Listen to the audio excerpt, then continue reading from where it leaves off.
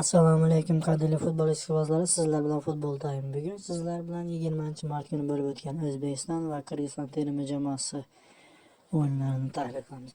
20-mart kuni hamyurtlarimiz Qirg'iziston terma jamoasini qabul qilib, qiyin bo'lgan uchrashuvda kichik hisobda minimal 1-0 hisobida g'alaba qozonishib, 2026-yildagi chempionatga yana bir qadam oldinga tashlashdi. Endi hamyurtlarimiz safarda Eronga qarshi qanday o'yin o'tkazishadi?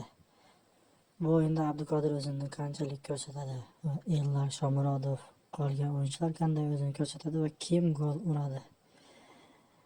Manchester City 4-barobar muxlislariga iftorlik qilib berdi. Iftorlikda 150 dan oshiq odam ishtirok etdi. Manchester City muxlisi Abduqodir Husanovga bo'layotgan bosimlar va qo'shnilar ichidagi intervyularga qarshi chiqib, futbol assotsiatsiyasiga kommentariyada javob yozdi. Siz nima deb o'ylaysiz? Abduqodir Husanovga bosim bo'lishi yaxshimi?